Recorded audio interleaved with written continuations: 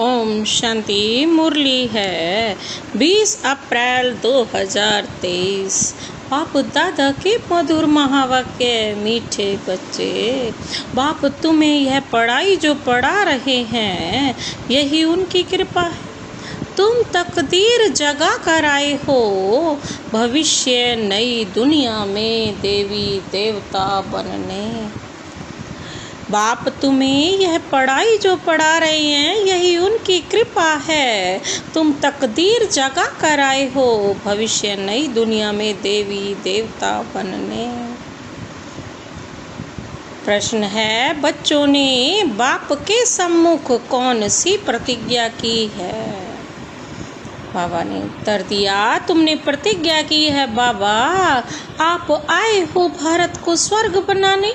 हम आपकी श्रीमत पर चल भारत को स्वर्ग बनाने में आपके मददगार बनेंगे। पवित्र बन भारत को पवित्र बनाएंगे। आज का गीत है, तकदीर जगा कर आई हूँ, तकदीर जगा कर जाऊंगी। ओम शांति। बच्चों ने गीत की लाइन सुनी। यह स्कूल अथवा यूनिवर्सिटी है कौन सी? बाबा पूछ रहे कौन सी यूनिवर्सिटी में पढ़ते हो? God fatherly university. God father पढ़ाते हैं भगवानु वाच जो गीता में लिखा हुआ। गॉड फादर कहा जाता है बेहद के बाप को। लौकिक फादर को गॉड नहीं कहेंगे। एक गॉड को ही सब मनुष्य मात्र गॉड फादर कहते हैं। वह है बेहद का फादर। इस सारी सृष्टि को रचने वाला गॉड फादर है। लौकिक बच्चों को भी फादर होता है जिसको बाबा कहा जाता है। यह है बेहद का पार लौकिक बाप। लौकिक बाबा तो यहाँ बहुत हैं। हर एक को अपने बच्चे होते हैं तो बेहद के बाप से जरूर कोई वर्षा मिलना चाहिए। यहाँ तुम तकदीर बना कर आए हो बाप से बेहद सुख का वर्षा लेने। यहाँ कौन पढ़ाते हैं? भगवान वाच, भगवान पढ़ाते हैं। वहाँ मनुष्य बैरिस्ट्री, इंजीनियरी, डॉक्टरी आदि पढ़ाते हैं। यहाँ तो बेहद का बाप आकर पढ़ाते हैं। तो तुम यहाँ तकदीर बना कर आए हो। तुमको मनुष्य से देवता बनाया जाता है। तुम जानते हो भारत में ही देवी देवताओं का राज्य होता है। भारत ही प्राचीन पुराने ते पुराना खंड है। 5 मुख्य खंड हैं। पहला नंबर है भारत। जब भारतवासी भारत खंड नई दुनिया में थे तो देवी देवता राज्य करते थे। लक्ष्मी नारायण का राज्य था। तब यह भारत नया था, सिर्फ भारत खंड ही था। उस समय और कोई धर्म नहीं था।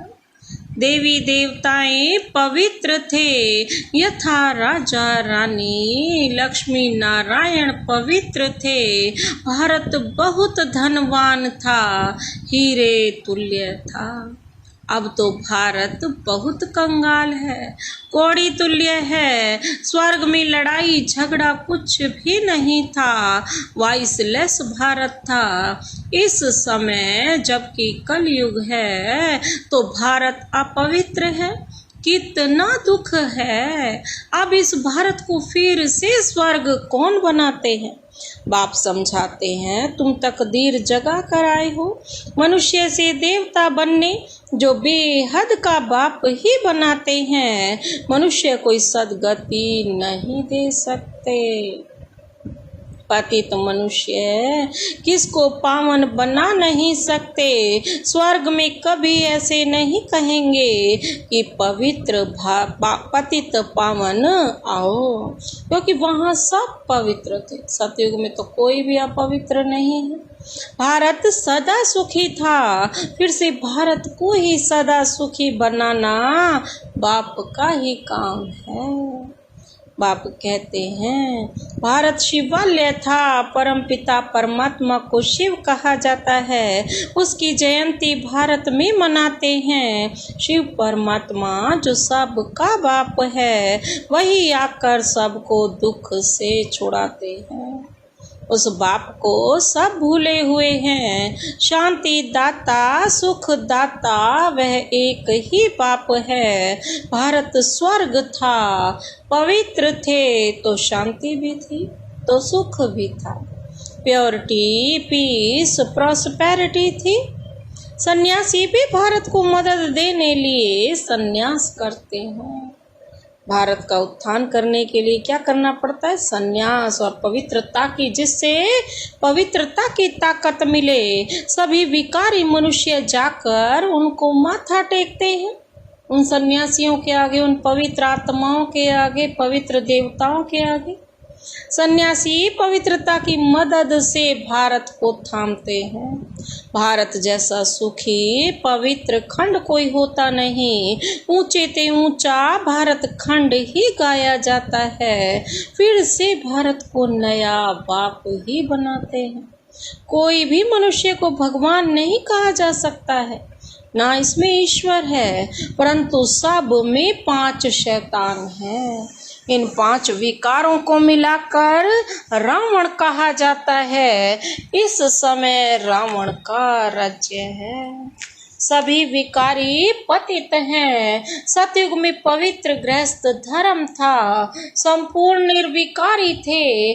भारत में देवी देवता राज्य करते थे। अब ड्रामा अनुसार फिर भारत पुराना बना है। नई सृष्टि सो पुरानी जरूर बनेगी। भारत में एक वर्ल्ड ऑलमाइटी अथॉरिटी का राज्य था। उनको स्वर्ग कहा जाता है। जो स्थापन करता है बेहद का बाबा इन माताओं द्वारा। शिव शक्ति सेना माताएं है ना।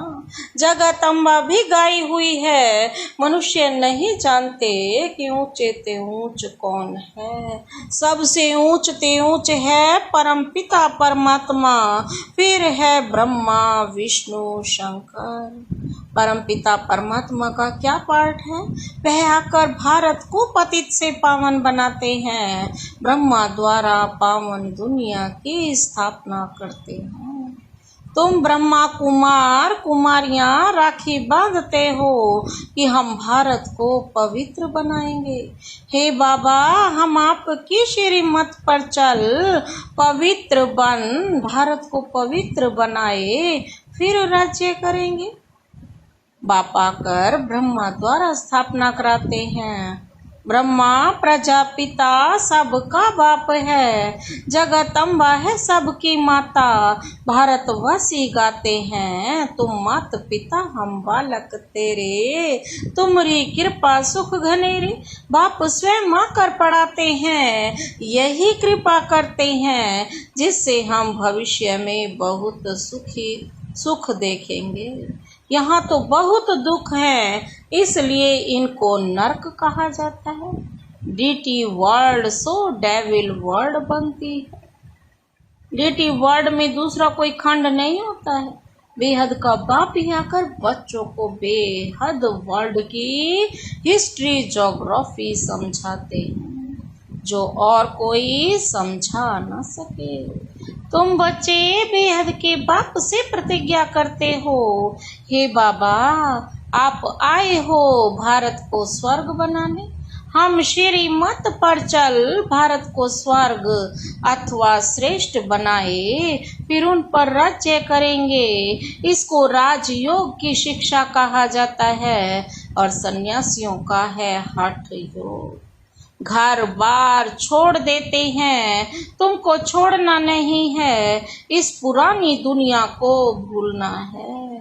अब तुम नई दुनिया में जाने वाले हो। बाप गाइड बन कर आए हैं, वह है लिबरेटर, सबको दुखों से छुड़ाने वाला। शिव बाबा का भारत है बर्थ प्लेस, जन्म स्थान है ना बाबा का। सोमनाथ का मंदिर भी यहाँ है। मनुष्य यह भूल गए हैं कि भारत बड़ा तीर्थ है। सभी मनुष्यों का बाप है। बाप जो सुख शांति देते हैं, उनका बर्थ प्लेस है। सबको भारत में आकर शिव के मंदिर में शिव को नमन करना चाहिए। सबसे श्रेष्ठ मत है भगवान की। श्री श्री शिव बाबा बेहद का सुख देने वाला है। सुख मिलता है बाप से, विनाश सामने खड़ा है। इस महाभारी लड़ाई द्वारा सुख धाम शांति धाम के गेट खुलने वाले। बाबा कहते हैं तुम भी के भारत को स्वर्ग बनाने के लिए तन मन धन से सेवा कर रहे हो। जैसे गांधी की मत पर सबने तन मन धन से सेवा कर फौरन के राज्य को भगा दिया, परंतु अब बहुत दुख है। अब इस रावण पर जीत पानी है। आधा कल्प रावण राज्य, आधा कल्प राम राज्य। द्वापर से लेकर देह अभिमान में आने से बाप को भूल जाते हैं और बाप को ना जानने कारण लड़ते झगड़ते रहते हैं। तो भारतवासी जब दुखी हो जाते हैं तब ही बाप आते हैं बच्चों की किस्मत जगाने। यहाँ अंधश्रद्धा की कोई बात नहीं, यह तो पढ़ाई है। बाप ही आकर सारी नॉलेज देते हैं, क्योंकि यह नॉलेजफुल है। कहते हैं मेरे में सारे चक्र का ज्ञान है। सतयुग में लक्ष्मी नारायण का राज्य था, फिर राम सीता का राज्य था। शेर बकरी इकट्ठे जल पीते थे, यथा राजा रानी तथा प्रजा थे।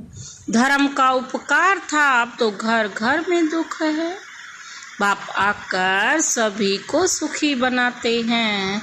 बाबा कहते तुम भारत माता शक्ति सेना हो, यह मंदिर तुम्हारा है। अब तुम राजयोग में बैठे हो। बाबा कहते हैं इसको राजयोग की पढ़ाई कहा जाता है। तुमको गॉड फादर पढ़ाते हैं। कितने लकी हैं हम कि हमें पढ़ाने वाला कौन? स्वयं भगवान। बाप ही आकर तुम माताओं द्वारा सबकी किस्मत जगाते हैं। वंदना की जाती है परम पिता परमात्मा की। देवताओं की भी वंदना करते हैं, पतित मनुष्य सन्यासियों की भी वंदना करते हैं। तुम माताओं के लिए कहा जाता है वंदे मातरम। तुम माताओं द्वारा ही भारत स्वर्ग बनता है। पवित्रता बिगर सुख मिल नहीं सकता। जो बाप का बनेंगे, बाप को याद करेंगे और संग तोड़ एक संग जोड़ेंगे। बाबा कहते हैं वही शिव बाबा के पास चले जाएंगे। भारत में ही बाप अवतार लेते हैं।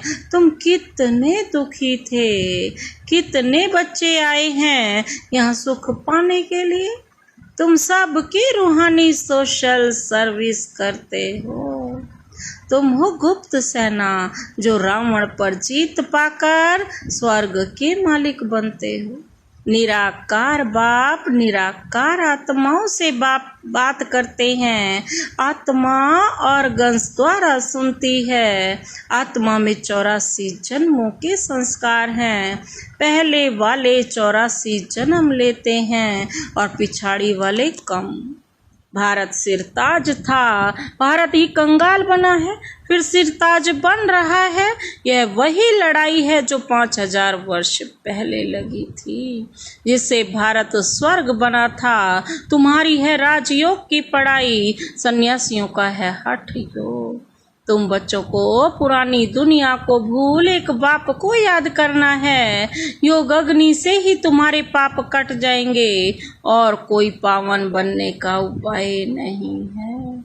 अच्छा, मीठे मीठे सिकिलदे बच्चों प्रति माता पिता बाप दादा का याद प्यार और गुड मॉर्निंग।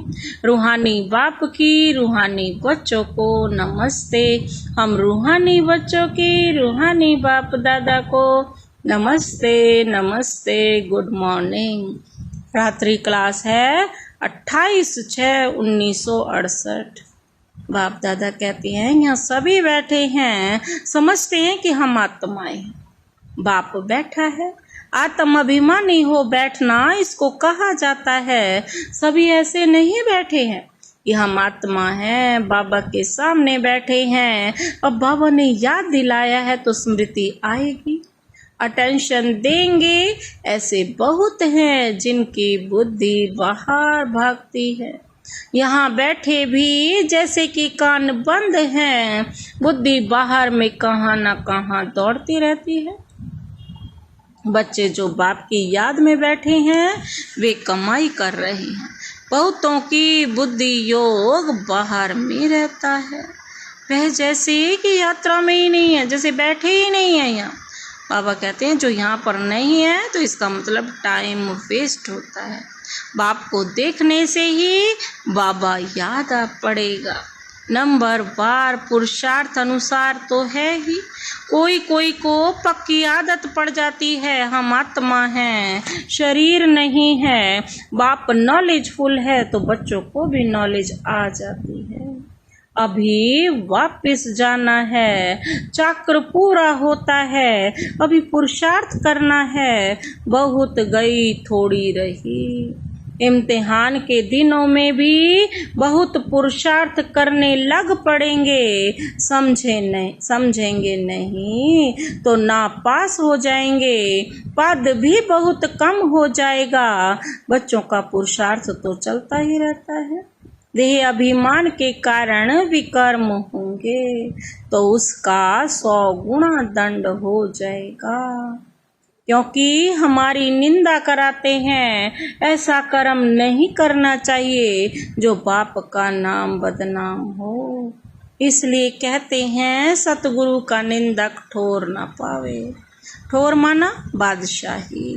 पढ़ाने वाला भी बाप है और कहाँ भी सत्संग में एम ऑब्जेक्ट नहीं, सिवाय यहाँ और कहीं पर एम ऑब्जेक्ट नहीं है। यह है हमारा राजयोग। और कोई ऐसे मुख से कुछ कह ना सके कि हम राजयोग सिखलाते हैं। वह तो समझते हैं शांति में ही सुख है। वहाँ तो ना दुख ना सुख की बात है, शांति ही शांति है। फिर समझा जाता है इनकी तकदीर में कम। सभी से तकदीर ऊंची उनकी है जो पहले से पार्ट बजाते हैं। वहाँ उनको यह ज्ञान नहीं रहता, वहाँ संकल्प भी नहीं चलेगा। बच्चे जानते हैं हम सभी अवतार लेते हैं, भिन्न भिन्न नाम रूप में आते हैं। यह ड्रामा है ना। हम आत्माएं शरीर धारण कर इसमें पार्ट बजाती हैं। वह सारा राज बाप बैठ समझाते हैं। तुम बच्चों को अंदर में अतीन्द्रिय सुख रहता है, अंदर में खुशी रहती है। कहेंगे यह देही अभिमानी है। बाप समझाते भी हैं तुम स्टूडेंट हो। जानते हो हम देवता स्वर्ग के मालिक बनने वाले। सिर्फ देवता भी नहीं, हम विश्व के मालिक बनने वाले हैं। यह अवस्था स्थायी तब रहेगी जब कर्मातीत अवस्था होगी। ड्रामा प्लान अनुसार होनी है जरूर। तुम समझते हो हम ईश्वरीय परिवार में हैं। स्वर्ग की बादशाही मिलनी है जरूर। जो सर्विस बहुत करेंगे उनको ऊंच पद मिलेगा। हम कब पद पाएंगे यह अंदर में रहेगा। बाबा कहते हैं जो जास्ती सर्विस करते हैं, बहुतों का कल्याण करते हैं तो जरूर ऊंच पद पाएंगे ना। बाबा ने समझाया है यह योग की बैठक यहाँ हो सकती है, बाहर सेंटर पे ऐसे नहीं हो सकती। 4 बजे आना, निष्ठा में बैठना, वहाँ कैसे हो सकता है? नहीं। सेंटर में रहने वाले भल बैठे, बाहर वाले को भूले चूके भी कहना नहीं। समय ऐसा नहीं है, यह यहाँ ठीक है। घर में ही बैठे हैं, वहाँ तो बाहर से आना पड़ता है। यह सिर्फ यहाँ के लिए है। बुद्धि में ज्ञान धारण होना चाहिए। हम आत्मा हैं, उनका यह अकाल तख्त है। यह आदत पड़ जानी चाहिए। हम भाई भाई हैं, भाई से हम बात करते हैं।